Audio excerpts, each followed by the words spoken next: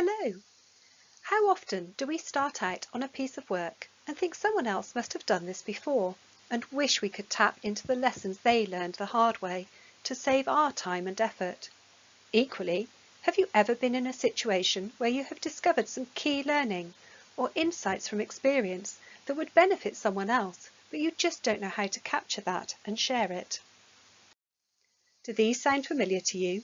Then please take 5 minutes to watch our short video, and like our colleague GP Dr. Farzana Hussain, you too can start to use some simple techniques in your everyday working practices to help capture and share learning, saving time, avoiding pitfalls, and improving healthcare outcomes. You can use the techniques within the NHS Knowledge Mobilisation Framework to effectively gather and share lessons learned from any piece of work. By using the lessons learned from others, you can replicate good practice and avoid pitfalls, helping you to fast-track your own piece of work. Here are a few techniques you may like to try. After-action reviews are a quick and simple technique based around 4 basic questions. What was supposed to happen? What actually happened? Why was there a difference? What can we learn from this? After-action reviews are an ongoing review tool that teams can use during an activity or whilst work is underway.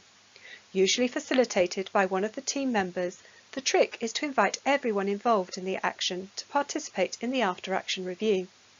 You only need 10 to 15 minutes to capture lessons learnt that can be put into practice immediately.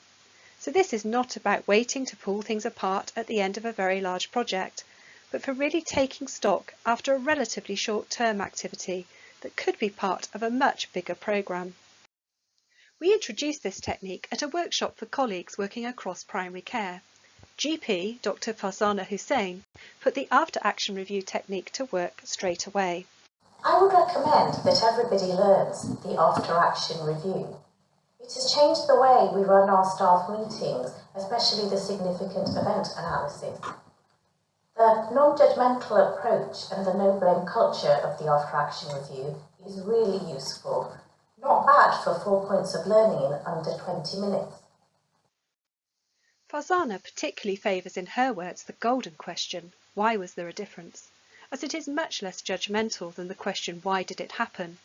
It shifts the conversation away from blame, and instead the focus is on learning. Another simple technique are the 4 questions that form part of a full retrospect. It is a more thorough review of work undertaken and the experience gained after a particular phase or close of a piece of work, so you can capture the knowledge before the team disbands. You would usually invite a beneficiary of the knowledge and lessons being learned to participate. The questions to ask are, what was the objective? What were the successes? What were the disappointments? And particularly powerful is the final stage of the retrospect, which asks participants to give the whole project a score out of 10, and then to consider what key change would have made the project score a full 10 marks. The Project Nightingale London are using an adapted form of the after-action review and retrospect questions to conduct daily debriefs to accelerate rapid learning. The questions they are using are, what have we learnt today? What do we still not know? What are we going to do to find out? What are we going to do differently tomorrow? Key learning collected during an after-action review or retrospect are lessons that have been learned by the team throughout their work.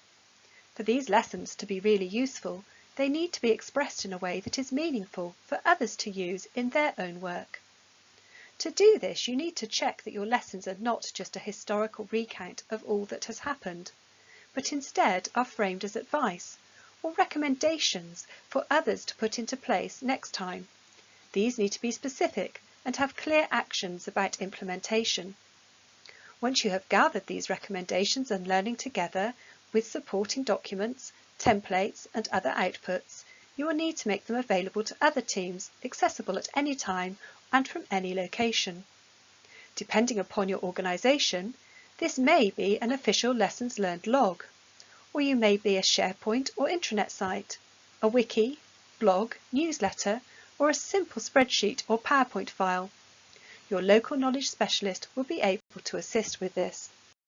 At the start of each new piece of work, teams should consider holding a before action review to ensure they have reviewed the lessons learnt from previous work that can then inform and fast-track their own work. This can be a quick 15-minute check using the questions of a before-action review. What are we setting out to achieve? What can be learned from similar situations and past projects from elsewhere? What will help deliver success? What are the actions we need to take to avoid problems and apply good practice?